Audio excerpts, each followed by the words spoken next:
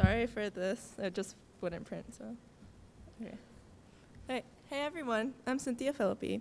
My inquiry was about hypocrisy and why humans are hypocritical. I've always noticed this reaction to impossibly set social constructs and have wondered why people are hypocritical and whether it can be avoided. After a lot of research, I came up with a few conclusions. Firstly, humans have two basic desires. First, to be good or moral, and secondly, to fulfill their selfish desires.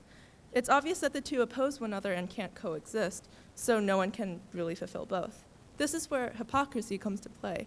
People will actively seem morally upright in order to be socially accepted. The key word is seem. Essentially, people are willing to appear to have certain moral beliefs simply to seem good, and will generally reject them if it becomes inconvenient to hold them.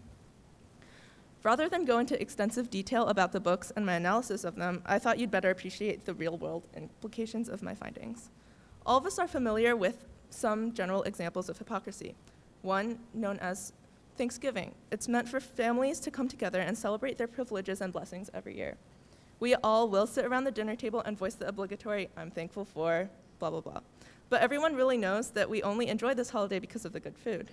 I myself am guilty of such. In hiding behind the mask of gratefulness and really indulging in our gluttony, we are hypocrites. Another common example of hypocrisy in our daily life is Facebook, which Dan also talked about.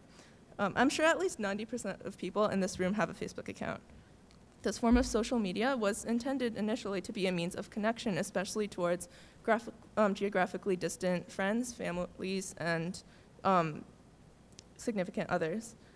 Rather than this admirable goal, Facebook is really used for self-promotion. I know a handful of people who are considered only with how many likes their statuses and pictures on Facebook get. I'm not saying this makes you a bad person, but it definitely points to the narcissism of today's society.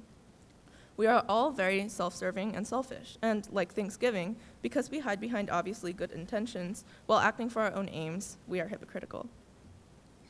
A social phenomenon that is also linked to hypocrisy is what we colloquially call slut-shaming. I'm sure that most of the students, if not teachers, are aware of this. Typically, girls will be labeled as sluts for having particularly active sexual lives. Likewise, girls who are not active in this way are called prudes. Let's take a step back to think about the reasons behind this. Why are we so concerned with other sexual lives? How does this concern us, and how does either category make someone undesirable or socially unacceptable? There's no good answer to this because this social activity is simply irrational. The logical explanation I've come up with is that humans will feel validated by putting labels on others. It makes us feel better about ourselves. There's no remedy for this, but a collective effort to actively work against this. Okay, I feel like I've established that hypocrisy is generally a negative attribute and that it only affects society as a whole in a degenerative way. However, there are some interesting findings that I've uncovered which point to hypocrisy as a necessary and even preferable way of life.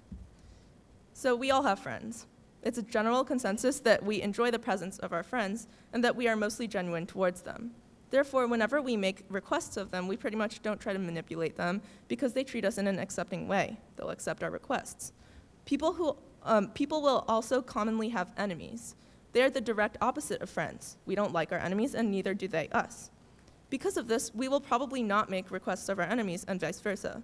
The interesting relationship, however, is the frenemy. The colloquial term describes the in-between state between friend and enemy.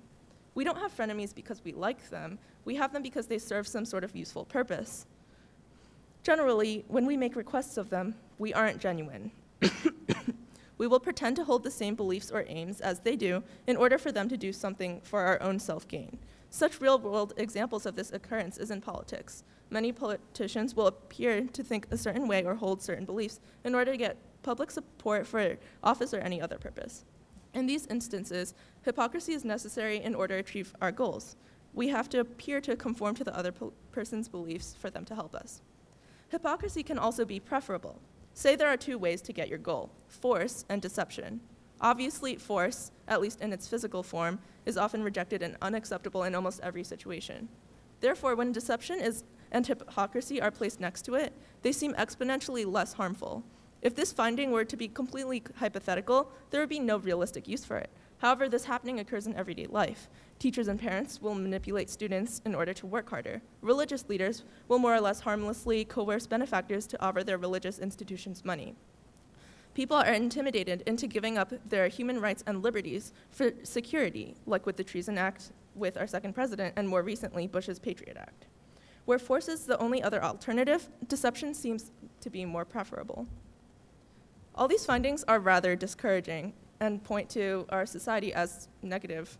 However, there's some good to be taken from this. Although people will always work to achieve higher social standings and to work towards their own self-gain, their selfish acts can be beneficial towards other parties. For example, celebrities are selfish, but they will ultimately, For example, celebrities commonly donate to charities in order to garner public attention and positive criticism. Their intentions are selfish, but they will ultimately benefit less able or affluent people and foundations. Although religious leaders may manipulate people into funding them, their religious institutions will be furnished with this money, which the benefactors will in turn be able to appreciate.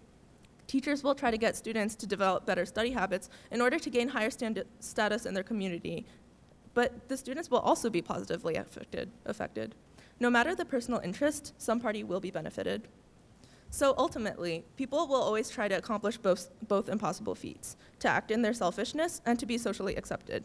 Therefore, in order to do any good, they must try to take advantage of their inclination to conform to society. In other words, we must take advantage of a necessary evil, hypocrisy, and use it to help others. Thank you.